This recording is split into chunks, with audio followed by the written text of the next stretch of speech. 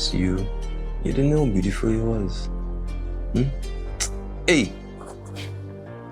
Hope all didn't see that, but welcome to Football Fanatics. It's me, your friendly neighborhood Trini, again. Alright? Now I just come from taking a sweat. Right? Playing some football, right? It was really a practice, but yeah. And after we playing football, these youngsters arguing amongst themselves. Who is the greatest manager of all time? Now, you hear the usual, right? Pep Guardiola, for all them Man City and Barcelona fanboys. How he revolutionized football. How after Barcelona team come out, playing that kind of football, the world of football was never the same again.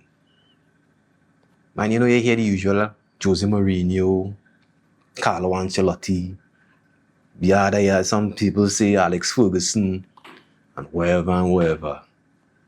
Now, I don't really get into these greatest of all time debates because it's so subjective. It's so opinionated. I mean, what is the criteria for judging these managers? I mean, personally, I watching football for a long time. I'm 48 years old now, right? Watching football since I was a child.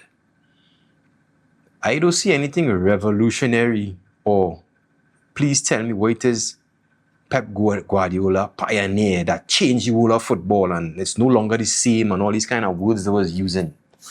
I mean, it just looked like Johan Cruyff total football on steroids. But that could be a video for another time, Give me your opinion in the comments. But all these managers they call in, right, who coaching clubs that have a history of winning trophies, multiple league titles and Champions League titles, right? These club presidents giving you blank checks to buy whoever you want. You ain't supposed to win? I don't rate that as no kind of accomplishment because when you don't win, you know what has happened. Hard luck, Carlo.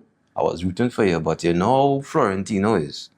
Anyhow, right.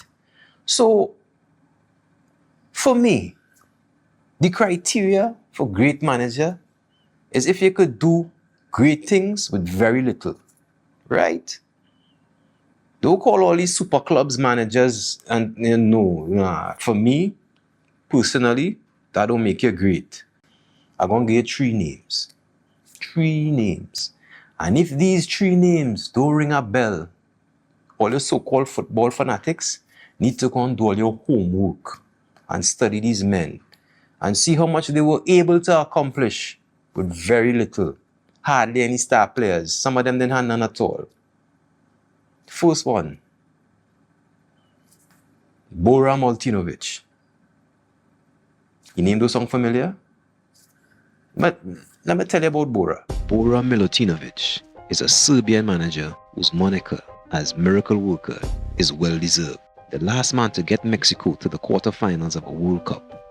1986, they were in the quarterfinals against eventual finalist West Germany and only went out on penalties. Mexico, please, practice penalties. 1990, he took Costa Rica to the World Cup for the first time. He also took them to the knockout stages on their first appearance. They beat Scotland, Sweden, and only lost 1-0 to Brazil in the group stages. Unfortunately, they lost to Czechoslovakia 4-1 in the second round.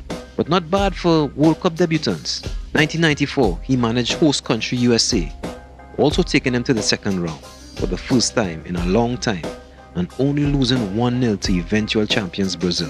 1998, he took Nigeria to the second round, beating Spain and Bulgaria along the way. 2002, he took China to their only World Cup ever, but they did not manage to win a game, or score a goal for that matter. But for Costa Rica and USA, I would say he kick-started their success at World Cups to come. Number 2, Otto Rehhagel.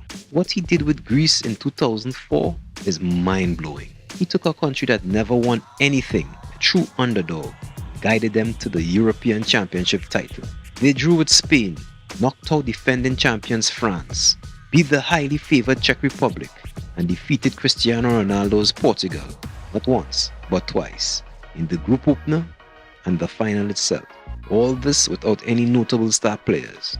total team effort, only conceding 4 goals in 6 games. A true sporting miracle. And finally, number 3, Brian Clough, the incomparable. A man whose resume reads like a football fairy tale. A man with a knack for taking unlikely teams to titles.